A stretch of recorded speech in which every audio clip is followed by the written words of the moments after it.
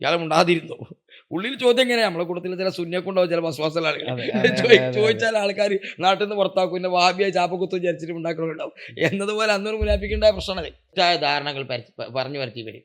അയാൾക്ക് എന്തോ പ്രശ്നമുണ്ട്, അപ്പോൾ കാണാൻ പറ്റാത്തത് കൊണ്ടാണ്, എന്തോ രോഗം ഉണ്ടായത് കൊണ്ടാണ്, അതുകൊണ്ടാണ് അയാൾ ഇങ്ങനെ ഒറ്റ മാറിക്കുളിക്കുന്നത് എന്നവർ പറഞ്ഞു വരുത്തി. കിട്ടി പഴം, കാരണം ഈ സീസണിൽ ഉണ്ടാവുന്ന പഴമല്ല, സീസൺ അല്ല എന്നുള്ളതാണ് ഒരു കാരണം. ഈത്തപ്പഴം എപ്പോഴും കിട്ടൂലല്ലോ, അതിന്റെ സീസണിൽ കിട്ടുള്ളൂ. ഒന്ന് രണ്ടാമത്തത്, ഈ മരത്തിന് തലയില്ല. അപ്പോൾ നമ്മൾ മങ്കൂസ് മൗലിദിനെ കുറിച്ചാണ് കഴിഞ്ഞ എപ്പിസോഡിൽ നമ്മൾ പറഞ്ഞിട്ടുണ്ടായിരുന്നത്. മങ്കൂസ് മൗലിദ് അതുപോലെ തന്നെ പലതരത്തിലുള്ള മൗലിദുകൾ നമ്മൾ പാരായണം ചെയ്യാറുണ്ട്. അപ്പോൾ എന്തൊക്കെയാണ് ആ മൗലിദുകൾക്കകത്ത് പറയുന്ന പ്രതിപാദ്യ വിഷയങ്ങൾ എന്നത് സംബന്ധിച്ച് അതുമായി ബന്ധപ്പെട്ട് ചേർന്ന് കിടക്കുന്ന മറ്റു വിഷയങ്ങളുമൊക്കെയാണ് നമ്മൾ ഈ ഒരു എപ്പിസോഡിൽ ചർച്ച ചെയ്യുന്നത്. നമുക്ക് നേരെ വിഷയത്തിലേക്ക് കിടക്കാം. ഉസ്താദേ, നമ്മൾ എന്താണ് ഈ വിഷയത്തിൽ ഇന്നത്തെ 7ാം ദിവസം നമ്മൾ എന്താ ചർച്ച ചെയ്യുന്നത്? മാല മൗലിദുകൾ. ഇപ്പോൾ നമ്മൾ ഇത്ര നേരെ ചർച്ച ചെയ്ത മൗലിദുകളെ കുറിച്ചൊക്കെയാണ്. അപ്പോൾ നമ്മൾ സാധാരണഗതിയിൽ സുന്നി പരിസരങ്ങളിൽ ഓതപ്പെടുന്ന മൗലിദുകൾ, ആ മൗലിദുകളിൽ ഒരുപാട് ചരിത്ര സംഭവങ്ങൾ ഉദ്ധരിക്കുന്നുണ്ട്, ഒരുപാട് അത്ഭുത സംഭവങ്ങൾ ഉദ്ധരിക്കുന്നുണ്ട്. മാലപ്പാട്ടുകൾ, മുഹിദ്ദീൻ മാല പോലെയുള്ള, നഫീസത്ത് മാല പോലെയുള്ള പഴയകാലത്തെ നമ്മുടെ സമൂഹത്തിൽ വളരെ വ്യാപകമായി ചൊല്ലിക്കൊണ്ടിരുന്ന ഈ മാലകൾ, മൗലിദുകൾ, ഇതിലൊക്കെ ഒരുപാട് അസാധാരണ സംഭവങ്ങൾ, അതായത് സാധാരണ രീതിയിൽ നമുക്ക് ആലോചിച്ചാൽ ഒരർത്ഥത്തിൽ എന്ത് ചെയ്യാൻ പറ്റാത്ത, അങ്ങനെ സംഭവിക്കുമോ എന്നൊക്കെ ചിലർ ചിന്തിച്ചു പോകുന്ന വിധത്തിലുള്ള അത്ഭുതകരമായ മഹാന്മാരുടെ കറാമാത്തുകൾ, അതുപോലുള്ള സംഭവങ്ങളുണ്ട്. അപ്പോൾ ഈ സംഭവങ്ങളെ പലരും വിമർശിക്കാറുണ്ട്. പലതരത്തിലേത് ഇങ്ങനൊന്നും സംഭവിക്കൂല, അങ്ങനെയൊക്കെ സംഭവിച്ചാൽ അത് അള്ളാഹുവിൻ്റെ കഴിവിനേക്കാളൊക്കെ മേലെ പോവില്ലേ, അള്ളാഹുവിനവിടെ ശക്തി കുറഞ്ഞു പോവില്ല, അങ്ങനെയൊക്കെ ചില ആളുകൾ വിമർശിക്കാറുണ്ട്. അപ്പോൾ നമ്മൾ ഈ വിഷയത്തിൽ ഇന്നത്തെ ഈ എപ്പിസോഡിൽ നമ്മൾ ചർച്ച ചെയ്യുന്നത് ഇത്തരം മാല മൗലിദുകൾ നമ്മൾ പറയുന്ന സംഭവങ്ങൾ, അതിൻ്റെ സാധുതകൾ, അതിന് എത്രത്തോളം പോസിബിലിറ്റി, ഇങ്ങനൊന്ന് സംഭവിക്കാമോ എന്നതിനെ കുറിച്ചാണ് ഇന്ന് നമ്മൾ ചർച്ച ചെയ്യുന്നത്. അപ്പോൾ ആ വിഷയം, അതെ, അതൊരു വിമർശിക്കപ്പെടുന്ന ഒരു ഭാഗമാണ്. അങ്ങനെ ഇങ്ങനെയൊക്കെ സംഭവിച്ചിട്ടില്ല എന്നാണ് അവർ പറയാ. ഇത് സംഭവിച്ചിട്ടില്ല എന്നതിന് അവരുടെ തെളിവെന്താണ്? അങ്ങനെ സംഭവിക്കാൻ പാടില്ല എന്നുള്ളതാണ്. അസംഭവ്യമായ ഒരു സാധനം സംഭവിക്കൂലല്ലോ. സംഭവ്യമായ ഒരു സാധനം സംഭവിച്ചോ ഇല്ല എന്നല്ലേ ചർച്ച ചെയ്യേണ്ടുള്ളൂ. ഇതൊരു അസംഭവ്യമായ കാര്യമാണ്, അതുകൊണ്ട് ഇത് സംഭവിക്കാൻ പാടില്ല എന്നതാണ് അവരുടെ പിന്നെ വാദം, അല്ലെങ്കിൽ അവർ പറഞ്ഞുകൊണ്ടിരിക്കുന്നത്. യഥാർത്ഥത്തിൽ അത് കഴിഞ്ഞ ചില എപ്പിസോഡുകൾ നമ്മൾ പറഞ്ഞു, ചില അസംഭവ്യ സംഭവങ്ങൾ പലതും സംഭവിച്ചത്. അള്ളാഹുവിൻ്റെ കഴിവ് അള്ളാഹു തആല ആർക്കും കൊടുക്കാം. ബുഖാരിയിൽ കാണാം, ഈ മൂസാ നബി അലൈഹി സ്വലാത്തു വസ്സലാമിനെ കുളിക്കാൻ പോയൊരു സംഭവം പറയുന്നുണ്ട്. മൂസാ നബിൻ്റെ കാലത്ത് കുളിക്കാൻ ഇറങ്ങുമ്പോൾ എല്ലാവരും കൂട്ടമായിട്ട് നഗ്നരായിട്ടൊന്നും അവർ നദികളിൽ നിന്ന് കുളിച്ചിരുന്നത്. എല്ലാവരും ഇറങ്ങി കുളിക്കും, കൂട്ടായിട്ടാണ് നഗ്നരായിട്ട് കുളിക്കുക. ഇപ്പം മൂസാ നബി അള്ളാഹുവിൻ്റെ പ്രവാചകരല്ലേ, അദ്ദേഹം വളരെ ലജ്ജയുള്ളവരും ഹയാളുള്ളവരൊക്കെ ആയതുകൊണ്ട് അദ്ദേഹം ഒറ്റക്ക് വേറെ സ്ഥലത്ത് പോയിട്ട് കുളിക്കും, കൂട്ടായിട്ട് നഗ്നയിൽ കുളിക്കൂല. പിന്നെ നഗ്നനായിരുന്നു അല്ലേ എന്നുള്ള ഇപ്പം വ്യത്യാസങ്ങളൊക്കെ പണ്ഡിതന്മാരുണ്ട്. ഏതായാലും മൂപ്പര് ഉയര കൂട്ടത്തിൽ ആവറത്ത് വെളിവാണ കുളത്തിന് മൂപ്പര് കുളിക്കൂല, ആരും കാണാമായി. അപ്പോൾ ജനങ്ങളുടെ ഒരു തെറ്റായ ധാരണകൾ പറഞ്ഞു വരുത്തി വരും. അയാൾക്ക് എന്തോ പ്രശ്നമുണ്ട്, അപ്പോൾ കാണാൻ പറ്റാത്തത് കൊണ്ടാണ്, എന്തോ രോഗം ഉണ്ടായത് കൊണ്ടാണ്, അതുകൊണ്ടാണ് അയാളിങ്ങനെ ഒറ്റ മാറിക്കുളിക്കുന്നത് എന്നവർ പറഞ്ഞു വരുത്തി. അപ്പോൾ അള്ളാഹു തആല ഇത് പിന്നെ മൂസാ നബി അലൈഹി സ്വലാത്തു വസ്സലാമിന് ഇങ്ങനെ ഇല്ല എന്ന് വെളിപ്പെടുത്താൻ അള്ളാഹു തആല അവിടെ ഉണ്ടാക്കിയ ഒരു അദ്ദേഹത്തിന് നൽകിയ മുഅ്ജിസത്ത്. ഒരിക്കൽ കുളിക്കാൻ വേണ്ടി ഒരു വസ്ത്രമൊക്കെ ഒരു പാറക്കല്ലിൽ വെച്ചു, എന്നിട്ട് മൂപ്പര് കുളിക്കാൻ ഇറങ്ങി. കുളിക്കാൻ മൂപ്പര് ഇറങ്ങിയപ്പോൾ ഈ പാറക്കല്ല് ഓടി, വസ്ത്രം കൊണ്ട് ഓടി. അപ്പൊ പിന്നാലെ മൂപ്പര് ഓടുകയാണ്, സൗബിയ ഹജർ സൗബിയ ഹജർ, കല്ല് എൻ്റെ വസ്ത്രം എൻ്റെ വസ്ത്രം തന്നെ. ബുദ്ധിപരമായി ഇങ്ങനെ ഒരു സംഭവം നമ്മുടെ നാട്ടിൽ നടന്നു ഒരാളെന്ന് പറഞ്ഞാൽ എന്തായിരിക്കും അവസ്ഥ? ഭ്രാന്താണ്. ഈ ഒരവസ്ഥയാണ് ആ വിശ്വാസികൾക്ക് വന്നത്. ഇതേ അവസ്ഥയാണ് നമ്മൾ ഇത്തരം ചരിത്രങ്ങളെ കുറിച്ചൊക്കെ വഹാബികൾക്ക് വരുന്നത്. അപ്പൊ ഈ മുഅ്ജിസത്തും കറാമത്തുകളെ കുറിച്ചൊക്കെ അവരുടെ അഭിപ്രായം, അവരുടെ ധാരണ, മുഅ്ജിസത്ത് കറാമത്തുകൾ എന്ന് പറഞ്ഞാൽ മഹാന്മാർക്ക് വിചാരിക്കുമ്പോഴോ അല്ലെങ്കിൽ ആലോചിക്കുമ്പോഴോ ഒന്നും ഉണ്ടാകാൻ പറയും. മുഅ്ജിസത്ത് കറാമത്തിനെ നിഷേധിക്കുന്നവർ അവരുടെ കൂട്ടത്തിൽ കുറച്ചുണ്ട്, പക്ഷെ അവർ കുറേ ആളുകൾ അത് അംഗീകരിക്കുന്നുണ്ട്. പക്ഷെ നമ്മൾ പറയും പോലെയല്ല, ഇതിൽ അള്ളാഹു തആല എപ്പോഴെങ്കിലും പ്രത്യക്ഷപ്പെടുത്തും, അപ്പോൾ അങ്ങനെ നടക്കും. അല്ലാതെ അള്ളാഹു തആലക്കായിട്ട് അല്ല, ഇവർക്കായിട്ട് അള്ളാഹു തആല പ്രത്യേക കഴിവ് കൊടുക്കലോ അവർക്ക് അങ്ങനെ ചെയ്യാൻ പറ്റലോ ഒന്നുമില്ല എന്നുള്ളതാണ്. ചിലപ്പോൾ ഒരു വസ്തുവിൽ അള്ളാഹു തആല ചിലപ്പോൾ ഈ കല്ലുമേൽ പ്രത്യക്ഷപ്പെടുത്തിയാലോ ഇതുപോലെ പ്രത്യക്ഷപ്പെടുത്തും. എന്നാൽ അങ്ങനെ പറയുകയാണെങ്കിൽ ഈ നബി സല്ലല്ലാഹു അലൈഹി വസല്ലം തങ്ങളുടെ സ്വഹാബക്കളെ ചരിത്രം വെച്ച് ഇഷ്ടമോണം നബി തങ്ങളെ സംഭവത്തിൽ തിരിച്ചു കാണാം. ഉദാഹരണത്തിൽ ഒരിക്കൽ നബി സല്ലല്ലാഹു അലൈഹി വസല്ലം തങ്ങൾ പറഞ്ഞു, പിന്നെ ഇവരിങ്ങനെ ചോദ്യം വന്നപ്പോൾ നിങ്ങൾ ചോദിച്ചോളൂ, ഞാൻ ഉത്തരം പറയാം. അപ്പോൾ അള്ളാഹു തആല വെളിപ്പെടുത്തൂല എന്നൊക്കെ ഇങ്ങനെ റസൂലൊക്കെ ഇവരെ വാദപ്രകാരം അറിയില്ലല്ലോ. അല്ല. എന്താ ചോദിക്കണമെന്ന് അറിയില്ല. ഏത് ചോദ്യമാണെങ്കിലും അപ്പം ഞാൻ പറയാന്നാണ്. ഏത് ചോദ്യം എന്ന് വെച്ചാൽ മസാല ചോദിക്കല്ല. ഒരാൾ ചോദിക്കാണ് പിന്നെ എൻ്റെ വാപ്പാരാണ്, അയാൾ വാപ്പ ആരാന്ന് സംശയം ആരറിയില്ല. അപ്പോൾ അയാൾ ചോദ്യം എൻ്റെ വാപ്പാരാണ്. അപ്പോൾ പറഞ്ഞു അബാക്ക ഹുദാഫ, എൻ്റെ വാപ്പ ഹുദാഫയാണ്. കൃത്യമായിട്ട് റസൂൽ പറഞ്ഞു കൊടുക്കുക. അല്ലാതെ മസാല ചോദ്യങ്ങൾ ചോദിച്ചോളിന്നൊക്കെ ചിലപ്പോൾ പഠിച്ച ആൾക്കാർ ചിലപ്പോൾ പറയും അതല്ല, എന്തും ചോദിക്കാം. ഒരാൾ ചോദിക്കണം അതിന് അബിൻ്റെ വാപ്പ എവിടെയാണ്, പറഞ്ഞു അബാക്ക ഫിന്നാർ, എൻ്റെ വാപ്പ നരകത്തിലാണ്. ഇതൊന്നും നരകത്തിലാണെന്ന് ഇങ്ങനെ പഠിക്കുന്നത് പറയാം. വാപ്പാതി മരിച്ചു വാപ്പാനെ കുറിച്ച് ഇങ്ങനത്തെ ചോദ്യങ്ങൾ എന്ത് ചോദിച്ചാലും ഉത്തരം പറയാൻ നബി സ്വല്ലല്ലാഹു അലൈഹി വസല്ലം തങ്ങൾ നിൽക്കുകയാണ്. അപ്പോൾ ഒരു നിർണിത കാര്യം നബി സ്വല്ലല്ലാഹു അലൈഹി വസല്ലം തങ്ങൾക്ക് അറിയാം, അത് അറിയിച്ചു കൊടുക്കുക എന്നുള്ളതല്ല അവിടെ. ഏത് കാര്യവും അള്ളാഹു സുബ്ഹാനഹു വ തആല പറഞ്ഞു കൊടുക്കാൻ പറ്റുന്ന സംവിധാനത്തിലാണ് നബി തങ്ങളവിടെ നിർത്തുന്നത്. പിന്നെ അസാധാരണ കഴിവുകൾ ഒരാൾക്ക് നൽകുക എന്ന് പറഞ്ഞാൽ സാധാരണ കഴിവ് ഇപ്പോൾ നമുക്ക് നൽകിയിട്ടുണ്ടല്ലോ, അതിനുള്ള ചില വിഷയങ്ങളൊക്കെ അവിടെ ഉണ്ടാവും. ഉദാഹരണത്തിന് നിങ്ങളോട് ചോദിക്കുകയാണെങ്കിൽ നിങ്ങൾക്ക് ഇപ്പോൾ നടക്കാൻ പറ്റുമോ? 1 കിലോമീറ്റർ നടക്കാൻ പറ്റുമോ? എന്താ നിങ്ങൾക്ക് നടക്കാൻ പറ്റുമോ എന്ന് പറഞ്ഞാൽ ഇത്തരം നടക്കാൻ നടക്കാം. ചിലപ്പോൾ എണീക്കാൻ ചിലപ്പോൾ കഴിഞ്ഞോളന്നില്ല. അത് ചിലപ്പോൾ അള്ളാഹു തആല ആ സമയത്ത് കഴിവ് കിട്ടിക്കോളുന്നില്ല. നമ്മൾ സാധാരണ തെരിയിൽ നൽകുന്ന കഴിവിന്റെ അടിസ്ഥാനത്തിലാണ് നമ്മൾ എന്ത് പറയണത്, നടക്കാൻ പറ്റും. അത് ചിലപ്പോൾ ആ കഴിവ് അള്ളാഹു തആല തന്നിട്ടില്ലെങ്കിലോ സാധിക്കൂല.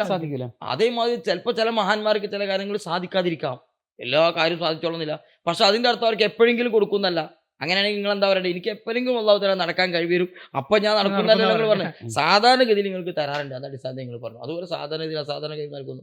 മറിഞ്ഞ കാര്യം അറിയാന്ന് പറഞ്ഞാൽ ഇപ്പോൾ പിന്നെ മറിഞ്ഞ കാര്യം ഓൽക്ക് നമുക്ക് സാധാരണ കാര്യങ്ങൾ അറിയാൻ പറ്റുന്ന അള്ളാഹു തആല അവർക്ക് അറിയിച്ചു കൊടുക്കുന്നു, അവർക്കും അറിയാം. എന്നാൽ നമ്മൾ ചിലപ്പോൾ നമ്മൾ മുന്നിലുള്ള കാര്യം നമ്മൾ അറിയാതെ പോണില്ലേ, തെളിഞ്ഞ കാര്യം മുഴുവൻ അപ്പം നമുക്ക് അറിയാൻ പറ്റുന്നില്ല.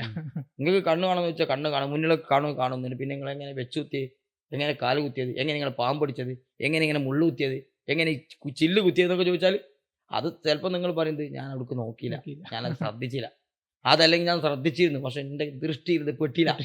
ഇതൊക്കെ എന്തിനു കാരണമാണ്? കാണാതിരിക്കാൻ കാരണമാണ്. എന്ത് തെളിവല്ലത്? നിങ്ങൾക്ക് കണ്ണിന് കാഴ്ചയില്ല എന്നുള്ള തെളിവാണോ? കണ്ണിന് കാഴ്ചയില്ല എന്നുള്ള തെളിവല്ല. കണ്ണ് നിങ്ങൾക്ക് കാണാൻ കാഴ്ചയുണ്ട്, നിങ്ങൾ കാണുന്നുണ്ട്, എന്നാൽ ചിലതൊക്കെ കാണാതിരിക്കാം. ഇങ്ങനെയൊക്കെ ഏത് കാര്യങ്ങളിലും സംഭവിക്കാം. അസാധാരണ കാര്യങ്ങളെല്ലാം കൂടി ചിലപ്പോൾ എല്ലാവർക്കും എപ്പോഴും അറിഞ്ഞോളന്നില്ല, അറിയാത്തതുണ്ടാവും. നബി സ്വല്ലല്ലാഹു അലൈഹി വസല്ലം തങ്ങൾക്ക് എല്ലാ കഴിവുകളും അല്ലാഹു തആല അറിയിച്ചു കൊടുത്തു അവസാന കാലഘട്ടത്തിൽ എന്ന് തഫ്സീർ നമ്മുടെ ഫതുഹുൽ ബാരി പോലുള്ള ഗ്രന്ഥങ്ങളിലൊക്കെ പറഞ്ഞിട്ട് കാണാം. അപ്പോൾ ഇതുപോലെയുള്ള സംഭവങ്ങളൊക്കെ സംഭവിക്കാം. കല്ല് ഓടാം, പോവാം, അതിനൊക്കെ കഴിവുണ്ടാകാം. ഇഷ്ടംപോലെ സംഭവങ്ങൾ പരിശുദ്ധ ഖുർആനിൽ കാണാം. ഇപ്പോൾ പിന്നെ മറിയം ബീവിൻ്റെ സംഭവത്തിൽ പറഞ്ഞില്ലേ, മറിയം ബീവി പള്ളിയിൽ താമസിച്ചുകൊണ്ടിരിക്കുകയാണല്ലോ. അപ്പോൾ ഈത്തപ്പഴം ഭക്ഷണമല്ല, അപ്പൊ മരക്ക് വന്നിട്ട് പറയാണ് അവിടെ പോയിട്ട് ഈത്തപ്പഴം പിടിച്ച് കുലിക്കാൻ. ഈ അതിന്റെ തഫ്സീറുകൾ കാണാം, ആ ഈത്തപ്പഴം മരം ഉണങ്ങിക്കിടക്കുന്ന മരമാണ്. സക്കരിയ നബി ചോദിക്കുന്നുണ്ടല്ലോ, യാ മറിയം അന്നാലക്കി ഹാദാ, ഇതെവിടുന്നാ കിട്ടി ഈ പഴം? കാരണം ഈ സീസണിൽ ഉണ്ടാവുന്ന പഴമല്ല, സീസൺ അല്ല എന്നുള്ളതാണ് ഒരു കാരണം. ഈത്തപ്പഴം എപ്പോഴും കിട്ടൂലല്ലോ, അതിന്റെ സീസണിൽ കിട്ടുള്ളൂ. ഒന്ന് രണ്ടാമത്തത് ഈ മരത്തിന് തലയില്ല, ഇത് കായ്ക്കുന്ന പറഞ്ഞതാണ്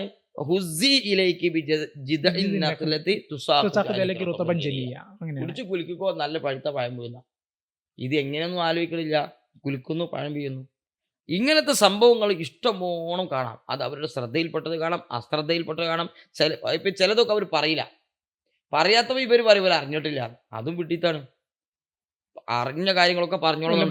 നിങ്ങളിപ്പോ ചില സമയത്തിൽ പിന്നെ ഇന്നെ കണ്ടു, നമ്മൾ ഈ നമ്മൾ 4 ആൾ ഇരുന്നതാണല്ലോ, ഇതിൽപ്പെട്ട ഒരാൾ മരിച്ചു എന്നാ കൽപ്പിക്കുക. അള്ളാഹു തആല ദീർഘായുസ്സ കേട്ടോ. ഉദാഹരണം, നമ്മൾ 3 ആൾ ഇരിക്കുന്ന കൂട്ടത്തിൽ ഉസ്താദ് മരിച്ചു എന്ന് സങ്കല്പിക്കുക. അപ്പോൾ ഞാനത് അറിയും, നിങ്ങളെ കണ്ടപ്പോൾ ഞാനത് പറഞ്ഞില്ല. അപ്പോൾ അറിയാതെ കഴിഞ്ഞാൽ നിങ്ങൾ ചിലപ്പോൾ എന്ത് വിചാരിക്കും, പിന്നെ ഇയാൾ മരിച്ചു എന്നുള്ള ഇവർ അറിഞ്ഞാൽ ഉസ്താദിനെ കണ്ടല്ലോ, എന്നിട്ട് വഹാബ് ഉസ്താദിനോട് പറഞ്ഞിട്ടില്ലല്ലോ, അറിഞ്ഞിട്ടില്ല നിങ്ങൾ ഉറപ്പിക്കാൻ പറ്റിയെങ്കിൽ ചിലപ്പോൾ ഞാൻ അറിഞ്ഞിട്ട് പറയാതെയാകാലോ. ഒരു കാര്യം ഒരാൾ പറഞ്ഞില്ല എന്നത് കൊണ്ട് അയാൾ അറിഞ്ഞിട്ടില്ല എന്നത് തെളിവല്ല. മനസ്സിലായില്ലേ? ഇനി അതിന് ഞാൻ ഉദാഹരണം പറയാം. തഫ്സീറിൽ റാസിയിൽ ഒരു ചരിത്രം ഉദ്ധരിക്കുന്നുണ്ട്. നബി സല്ലല്ലാഹു അലൈഹി വസല്ലം തങ്ങളും സ്വഹാബാക്കളും ഇങ്ങനെ കുറച്ച് സ്വഹാബികളും ഇങ്ങനെ പോവാണ് ഒരു വഴിക്ക്. കൂട്ടത്തിലൊരു മുനാഫിക്കുണ്ട്, ഒന്നല്ല ഒന്നിലധികം ഉണ്ടാകും മുനാഫിക്കുകളുണ്ട്. അവർ ഒരു സ്ഥലത്ത് വിശ്രമിക്കാൻ ഇറങ്ങി. വിശ്രമിച്ചുകൊണ്ടിരിക്കുന്ന സമയത്തിലാണ് നബി സല്ലല്ലാഹു അലൈഹി വസല്ലം തങ്ങൾ പറഞ്ഞു മാത്ത റിഫ മരിച്ചു പറഞ്ഞു. റിഫ എന്ന് പറഞ്ഞാൽ മദീനയിലുള്ള മുനാഫിക്കയുള്ള നേതാവാണ്. ഇതിങ്ങനെ പറഞ്ഞപ്പോൾ ഈ ഇന്നത്തെ വഹാബിന്റെ ചിന്തയാണ് അന്നത്തെ മുനാഫിക്കിന് ഇത് മനസ്സിലാവില്ല. എങ്ങനെ ഇയാൾ ഇവിടെ ഇരുന്നിട്ട് മദീനയുള്ള റിഫ മരിച്ചു എന്ന് പറയാം?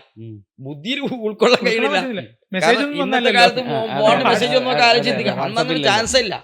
ആ സമയത്തിൽ എങ്ങനെ ഇയാൾ പറഞ്ഞു? പക്ഷെ അത് ചോദിച്ചു കഴിഞ്ഞാൽ ഇയാൾ ഉണ്ടാതിരുന്നു. ഉള്ളിൽ ചോദ്യം എങ്ങനെയാ നമ്മളെ കൂട്ടത്തിൽ ചില സുന്നിയൊക്കെ ചില വസ്വാസമുള്ള ആളുകൾ അതെ, അതെ, അതെ, അതെ. ചോദിച്ചാൽ ആൾക്കാർ നാട്ടിൽ നിന്ന് പുറത്താക്കും, പിന്നെ വാബിയായി ചാപ്പക്കുത്തും വിചാരിച്ചിട്ട് ഉണ്ടാക്കണുണ്ടാവും എന്നതുപോലെ അന്നൊരു മുനാഫിക്കുണ്ടായ പ്രശ്നമാണത്. ആ അങ്ങനെ ഇരുന്ന് കുറച്ചു നേരം കഴിഞ്ഞപ്പോൾ വിശ്രമം കഴിഞ്ഞ് പോകാൻ നോക്കുമ്പോൾ വിശ്വാസ തങ്ങളെ യാത്ര ചെയ്യുന്നോ വാഹനം കാണുന്നില്ല, ഒട്ടകത്തിനെ കാണുന്നില്ല. അപ്പം നബി സ്വല്ലല്ലാഹു അലൈഹി വസല്ലം തങ്ങൾ പറഞ്ഞു എൻ്റെ ഒട്ടകം ഇവിടെ നോക്കിയെന്നാണ്.